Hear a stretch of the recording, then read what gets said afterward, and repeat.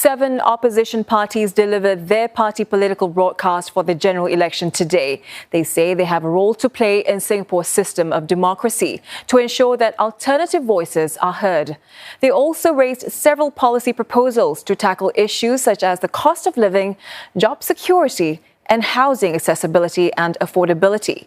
Rebecca Metteo with more. The Workers' Party says one way it has been working for Singapore is by asking tough questions in Parliament, backed by its MPs' research. Its party chief says it is important for WP to win more constituencies to make Singapore's democracy stable and sustainable for the future. More importantly than being tough, our questions are appropriate and necessary because they reflect the concerns of ordinary Singaporeans. You know that PAP MPs do not question the government on all matters you would like them to. Workers' Party MPs can ask any question, especially the difficult questions which are necessary in the public interest. When we vote in Parliament, we do not need to toe the PAP's line. We oppose measures that we believe are not in the national interest. But when it is right to do so, we support government bills and even constitutional amendments. Mr. Singh adds that town councils run by WP have all been given the highest rating possible in a report released by the National Development Ministry in 2024. Meantime, the Progress Singapore Party says the country is at a turning point, with the job market changing fast thanks to AI and the gig economy, and Singapore's trade will be severely challenged as countries turn protectionist. The party has put forth more than 60 proposals to address issues such as cost of living, healthcare costs, jobs, wages and housing. Do you want a parliament made up of a small group of elites that engages in groupthink? Will that be enough to help us chart our way through the challenges that we are about to face? What we need is a more balanced parliament that represents the diverse views of Singaporeans. We need more loyal opposition that proposes constructive alternative policies. We need more loyal opposition that speaks up for you. We need more loyal opposition that helps the government find the best way forward for Singapore. Opposition coalition People's Alliance for Reform says it has solutions to lower the cost of living and provide affordable public housing. If elected, PAR will push for free education, free school meals and free healthcare for every Singaporean child.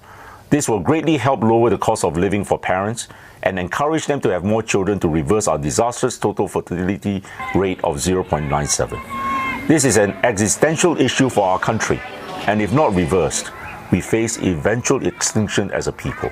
Our country has the money to provide for free education, free meals, and free healthcare without the need to tax our people further or dip into our reserves. We will also fight for GST to be exempt from essential items, such as food and groceries, utilities, education, healthcare, and medical services. We will also fight for free public transport for those aged 65 and above. In the realm of public housing, we will fight to stop permanent residents from buying resale HDB apartments. The Singapore Democratic Party also wants to roll GST back to as low as 5% and remove it altogether for everyday essentials. This is among its proposals to lower the cost of living. Its other focus is to protect jobs and empower Singaporeans. It suggests reducing the number of foreign PMETs, introducing a minimum wage act, and providing mental health support. You deserve MPs, SDP MPs, who will fight for you, who will go to Parliament with only one thing in mind: how to make your lives better. The SDP MPs will hold the government accountable, push to lower costs so that you and your family can thrive and not just survive. We will empower every Singaporean to build a better future. Red Dot United Secretary General Ravi Philemon also calls on the government to roll GST back, this time to 7%. It is also suggesting what it calls a citizen's dividend, a direct, unconditional payout to Singaporeans. The party is also calling for public rental housing to be expanded, especially for young singles and low-income families. It also wants to cap out-of-pocket healthcare costs, and it has a solution for funding these proposals. Where will the money come from? Let me be clear. It will not come from our reserves. We believe in safeguarding them. It will come from surpluses. In the last 2 budgets alone, that's over $6 billion. It comes from cutting government wastage like the salaries of mayors. It will come from modest tax adjustments, not on ordinary citizens, but on the billionaire class. Let's be honest, with the multi-million-dollar salaries, ministers have aligned themselves not with everyday Singaporeans, but with the billionaire class. RDU stands on the side of those that are left behind. Meantime, the National Solidarity Party is calling for a minimum living wage and CPF reforms. It also wants to help youths by abolishing streaming, turning their ideas into law and providing free preschool to every child. It is also pitching 10 Singapore dollars GP visits and mental health hubs in every HDB town. Some will say our vision is too bold, too unrealistic. But I say what's truly unrealistic is expecting different results from the same old policies. The NSP doesn't offer empty slogans. We offer real solutions. Transparent government with live parliamentary debates, climate action that goes beyond a photo op, tree planting, a political system where every vote counts equally. Finally, People's Power Party says trust is in the foundation needed to navigate uncharted waters, as well as confidence in our leadership. And this is what will allow Singapore not just to survive, but to thrive. To achieve this, we as a nation must make sure to elect the leaders that we know will bring the torch of truth into every level and department of government, to illuminate transparency, accountability, and competency, without which no amount of trust can be built. Trust cannot be derived from the system of own self checks own self, but through a rigorous process of proper independent checks and balances. Also speaking at the party political broadcast, Prime Minister Lawrence Wong says there is a role for a constructive and responsible opposition. And after the election, the contest will not be about the ruling party versus the opposition, but rather Singapore versus a turbulent world. Rebecca Metteo has the report. Prime Minister Lawrence Wong says the general election comes at a time of profound global change. Increasing geopolitical tension and rising protectionism are weighing down the global economy.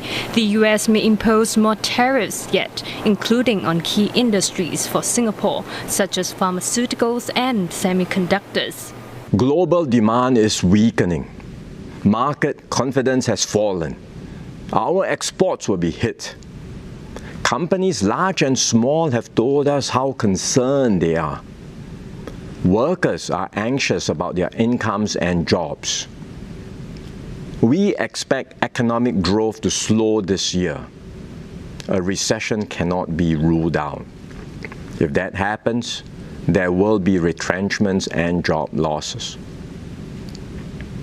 Our bigger fear is this. This is not just a short-term downturn.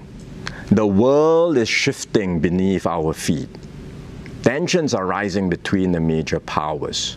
The rules of international trade and cooperation are breaking down. In short, the external conditions that have underpinned our survival, security, and success for decades are now coming apart. He says this is why he has asked DPM Gan Kim Yong to chair an economic resilience task force. We are monitoring the situation closely. If conditions worsen, we will do more for businesses, workers, and families. This is our assurance to you. We will continue supporting you for as long as help is needed.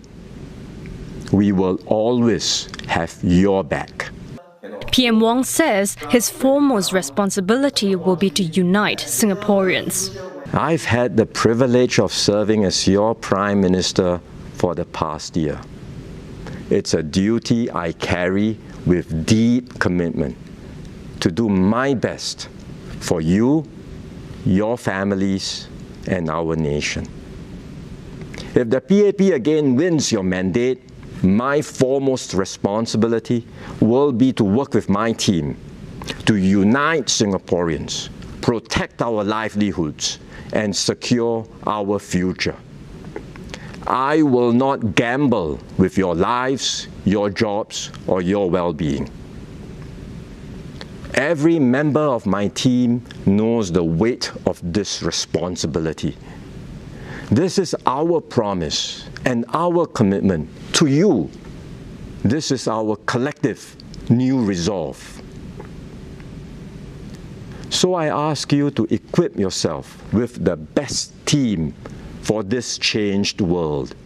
He adds the PAP government will always look ahead to plan and prepare Singaporeans for the future. That includes providing children and youths with quality education and equipping them with the skills of tomorrow. And ensure good jobs and meaningful careers for all working adults with stronger safety nets when setbacks come. The PAP also wants to provide strong support for children and larger families and keep public housing affordable and accessible. We want a Singapore where opportunities abound and no one is left behind.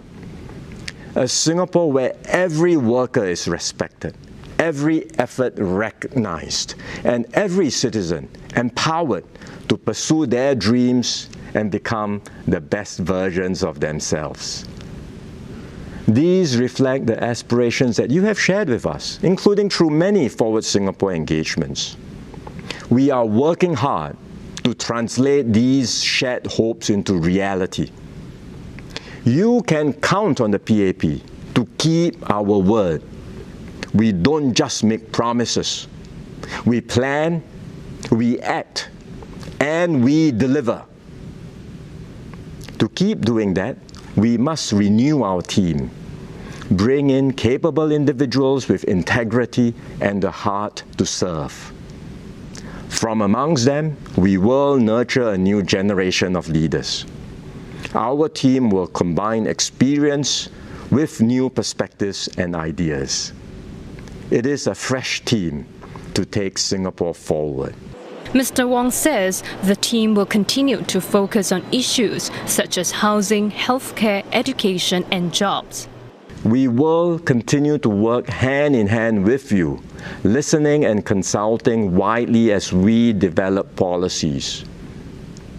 We may not be able to take in all suggestions, and when we can't, we will explain why. Every policy today is informed by the views and concerns of a wide range of Singaporeans. And we will go further to involve more of you in shaping our way forward. Mr. Wong calls on Singaporeans to equip themselves with the best team for this changed world, even as he knows the people also wish to have alternative voices in Parliament. In successive elections, the number of opposition MPs has grown steadily. In the last election, the number almost doubled. The opposition is here to stay. I too believe there is a role for a constructive and responsible opposition in our system of democracy.